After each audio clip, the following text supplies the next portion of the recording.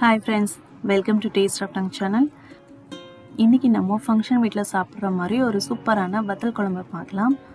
ஹோட்டல்ஸ்லேயே நம்ம வத்தல் குழம்பு சாப்பிட்ருப்போம், பட் அது புளி தான் நிறைய ஜாஸ்தியாக இருக்கும். ஆனால் ஃபங்க்ஷன் வீட்டில் செய்கிற டேஸ்ட்டு டிஃப்ரெண்ட்டாக இருக்கும். ஏன்னா அங்கே திக்கான தேங்காய் பேஸ்ட் போட்டு நல்லா கட்டியாக இருக்கும். அது கொஞ்சமாக குழம்பு ஊற்றினாலே நிறைய சாதத்துக்கு பசைஞ்சு சாப்பிட்லாம். அந்த மாதிரி இன்றைக்கி செய்யலாம் குழம்பு. ஸோ அதுக்கு முன்னாடி நீங்கள் எங்கள் சேனலை சப்ஸ்கிரைப் பண்ணலன்னா மறக்காமல் சப்ஸ்கிரைப் பண்ணிக்கோங்க. பக்கத்தில் இருக்கிற பெல் ஐக்கானை ப்ரெஸ் பண்ணிக்கோங்க. அப்போ தான் நாங்கள் போடுற வீடியோஸ் உங்களுக்கு உடனே கிடைக்கும்.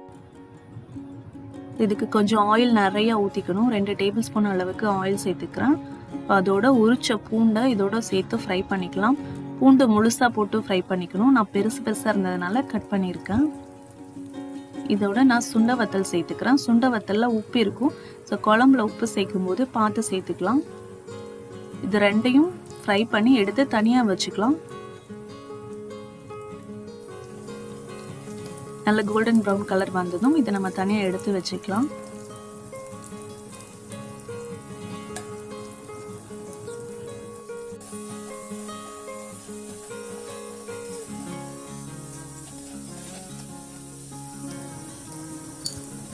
இப்போ இந்த ஃப்ரை பண்ண ஆயிலில் தான் நம்ம குழம்பு செய்ய போகிறோம்.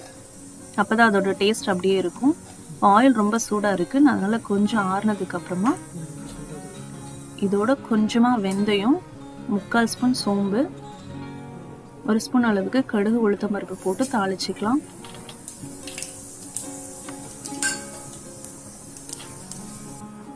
இதோட கருவேப்பிலை, 1 பச்சை மிளகா சேர்த்து தாளிச்சிக்கலாம்.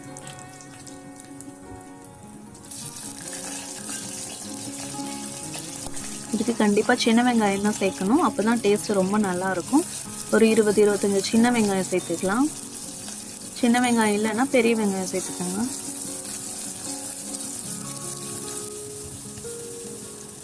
இது எல்லாமே நல்லா வதங்கட்டும்.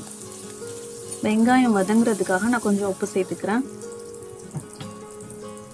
இப்போ இதோட ஒரு தக்காளி, மீடியம் சைஸ் தக்காளி, இதை சின்ன சின்னதாக கட் பண்ணி சேர்த்து இதையும் நல்லா வதக்கிக்கலாம்.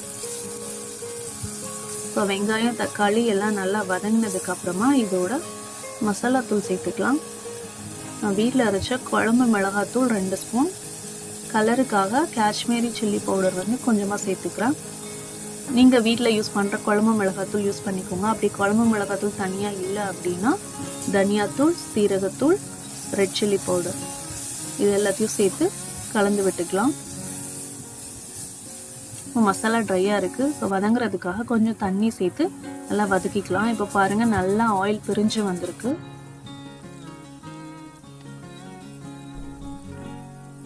இந்த அளவுக்கு மசாலா வதங்கினதுக்கு அப்புறமா இதோட கொஞ்சமாக ஒரு நெல்லிக்காய் அளவு புளி எடுத்து வச்சுருக்கேன். ஸோ அதை கரைச்சி அந்த புளியை இதோட சேர்த்துக்கலாம்.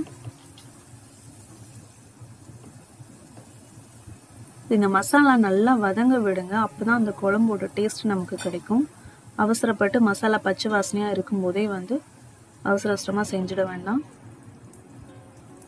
இப்போ இதோட நெல்லிக்காய் சைஸ் அளவுக்கு புளி கரைச்சி வச்சுருக்கேன். அதை சேர்த்து கொஞ்சோண்டு தண்ணி சேர்த்து கொதிக்க விட்டுக்கலாம்.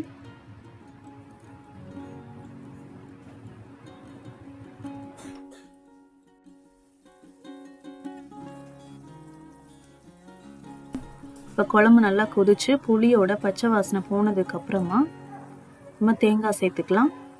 இப்போ நான் தேங்காய் பேஸ்ட்டு நல்லா திக்காக அரைச்சி வச்சுருக்கேன். நல்லா ஃபைனாகவும் அரைச்சி வச்சுக்கணும். ஸோ இதுதான் இந்த குழம்புக்கு நல்லா டேஸ்ட் கொடுக்கக்கூடிய இன்க்ரீடியன்ட். ஸோ இதை வந்து தண்ணியாக வந்து சேர்க்க வேண்டாம். நல்லா திக்காக ஒரு 1/4 மூடி தேங்காய் வந்து அரைச்சி வச்சுருக்கேன். அதை சேர்த்துக்கலாம். ஸோ இது கொதிக்கணும், அதுக்காக இதோட கொஞ்சம் தண்ணி சேர்த்துக்கலாம்.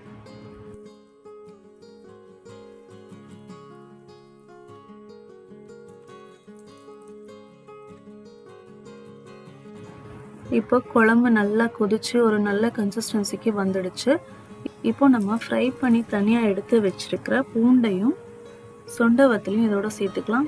இதில் சுண்டவத்தல் தான் சேர்க்கணுன்றது கிடையாது. மணத்தக்காளி வத்தல் உங்கள் வீட்டில் என்ன வத்தல் கிடைக்குதோ அதை சேர்த்துக்கோங்க. இப்போது இது ரொம்ப நேரம் கொதிக்க தேவையில்லை. அந்த ஃப்ளேவர் வந்து குழம்புல இறங்கினா போதும். ஒரு 5 நிமிஷம் அந்த சுண்டவத்தலும் பூண்டும் அந்த குழம்போட சேர்ந்து கொதிச்சதுக்கப்புறமா நம்ம ஸ்டவ் ஆஃப் பண்ணிடலாம். ஸோ இப்போ நம்மளோட டேஸ்டியான திக்கான கல்யாண வீட்டு வத்தல் குழம்பு ரெடி ஆயிடுச்சு. நம்ம ஹோட்டலில் கூட இந்த மாதிரி கிடைக்காது, இந்த டேஸ்ட்டில் கிடைக்காது. ஸோ கண்டிப்பாக வீட்டில் செஞ்சு பாருங்கள். ஸோ இந்த வீடியோ உங்களுக்கு பிடிச்சிருந்ததுன்னா மறக்காமல் லைக் பண்ணுங்கள், ஷேர் பண்ணுங்கள். எங்கள் சேனலை மறக்காமல் சப்ஸ்கிரைப் பண்ணுங்கள். தேங்க்ஸ் ஃபார் வாட்சிங் ஃப்ரெண்ட்ஸ்.